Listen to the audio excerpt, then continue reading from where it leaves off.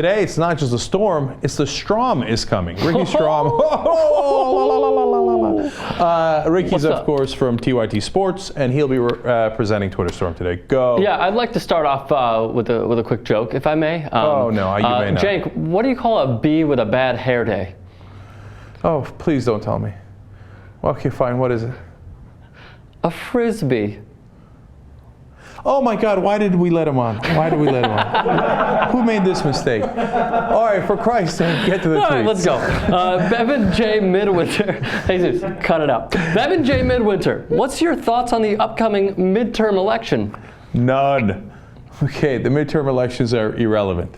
I know the MSNBCs and the Foxes and the CNNs will just be abuzz about the midterm elections, and everyone in Washington will be like, oh my God, how many seats are the Democrats or the Republicans going to pick up? What difference does it make? They're not going to do anything anyway.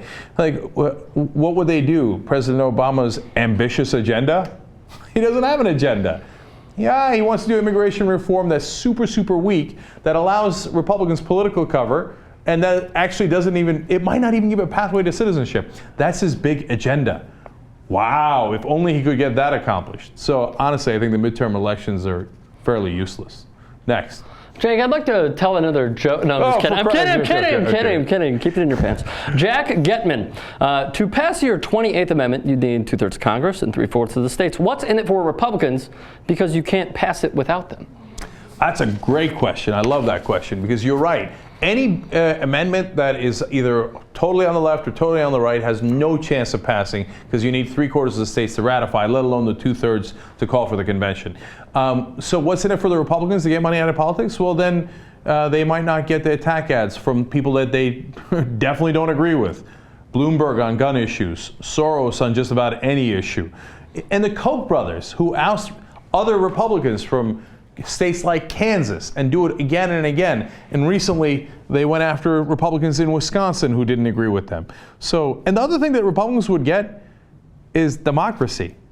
And by the way, the right wing is absolutely convinced that if we had real uncorrupted politics, that they would win on all these issues. So great, let's do it. Let's get democracy back. Let's fight on the real issues. So that's what they would get out of it. Next. Casey Honors asks you, Cenk, if a TYT fan ever met President Obama, do we take the opportunity to challenge him on issues or not? I mean, look, if you're just seeing him, and I don't want you to bum rush him and get in trouble with the Secret Service or anything, so don't do anything that's crazy awkward. But if you have an opportunity, definitely ask him a question, and I'll tell you the question you should ask him. So what did you mean by change? And you could be even a little bit more specific, because then he'll say stuff like, healthcare change? That's not what he emphasized during the 2008 election. No, what did you mean when you said you were going to change the way Washington works? Because a lot of us thought that that meant that you were going to go after the lobbyists, the money in politics, that all the corruption in Washington, but you didn't do any of that. So what did you mean by change the way Washington works? I'd love to hear his answer to that. All right, next. Tim Groover wants to get personal with you. How did your parents meet? Oh, fascinating question. Okay, so fun Twitter storm today. All right, my parents had an arranged marriage. What is this?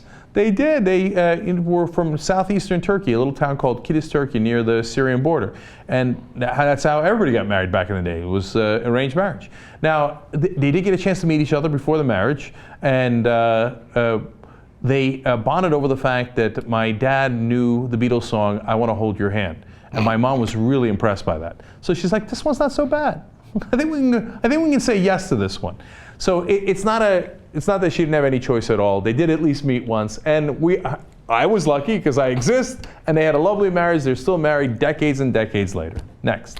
Dr. Harry asks you, proud TYT premium member, love your network. Cenk, do you foresee any unintended consequences regarding Wolf Pac success? Okay, another great Wolf Pac question. So the Young Turks is actually technically a corporation. Isn't that funny? It's the Young Turks LLC, Limited Liability Corporation, right? So some people are worried, like, oh my God, if you take away corporate personhood, and then the state can come in and take away all the property rights of corporations that come in here and grab your files and take all your stuff. Maybe if Karl Marx was running it, okay, but if you have an amendment that says corporations only have the rights that we give them, well, then we give them any rights that we like. So that's one of the unintended consequences that people are afraid of, but I actually don't think that's an issue at all. And we run a corporation, so it's not like we would want the government to come in here and take our files or take our property.